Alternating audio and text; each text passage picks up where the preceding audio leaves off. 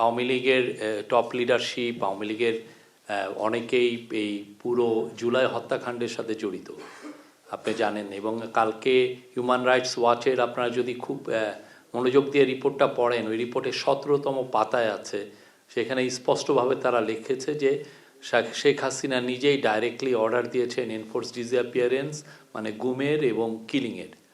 তো তারা অফিসারদের সাথে কথা বলেছে, অফিসাররা হিউম্যান রাইটস ওয়াচকে জানিয়েছে। তো যেই পার্টি দেখেন এত বড় একটা হত্যাকাণ্ড হলো বাংলাদেশের ইতিহাসে, একদম আপনার আমার চোখের সামনে দিয়ে বাচ্চা বাচ্চা ছেলে মেয়েদেরকে খুন করা হলো, এবং অনেক কত শশ ছেলে চোখের অন্ধ হয়ে গেছে, অনেকে সারা জীবনের জন্য ক্রিপল হয়ে গেছে। তো তারপরে এদের মধ্যে তো কোনো অনুশোচনা নাই, রিমোর্স নাই, রিগ্রেট নাই। এবং আপনি ওদের যদি ওয়ার্ডিং দেখেন, তারা আরও মিথ্যা কথা বলছে যে 3000 পুলিশ মারা গেছে।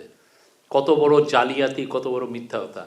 বাংলাদেশে যতদিন না তারা ক্ষমা চাচ্ছে, যতদিন না তাদের এই লিডারশিপকে ট্রায়ালের মধ্যে আনা হচ্ছে এবং তাদের সাবমিট টু জাস্টিস, এবং তাদের যতদিন না তাদের অ্যাকাউন্টেবিলিটির মধ্যে আসছে, ততদিন তাদের কোনো প্রোটেস্ট করার আসলে করতে দেওয়া হবে না। প্রোটেস্ট কোনো ধরনের কোনো, বাংলাদেশের মানুষকে আগে তাদেরকে আগে বিচারের সম্মুখীন হতে হবে। আমাদের স্পষ্ট অবস্থান এখানে, আমরা আমাদের অবস্থান তো বারবার স্পষ্ট করেছি। আমরা দুটো ডেট দিয়েছি। একটা হচ্ছে যে যদি কম রিফর্ম হয়, সেক্ষেত্রে এবছরের ডিসেম্বরের মধ্যে ইলেকশনটা হবে। হ্যাঁ, সেটা আমরা বলেছি, মানে ইন্টারিম গভর্নমেন্ট বলেছে।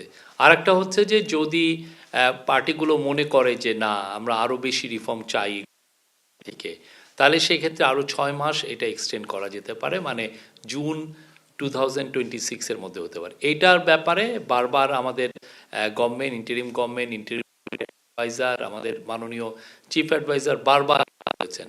এখন ইলেকশন কমিশন একটা ইন্ডিপেন্ডেন্ট, তারা তাদের কথা বলছেন।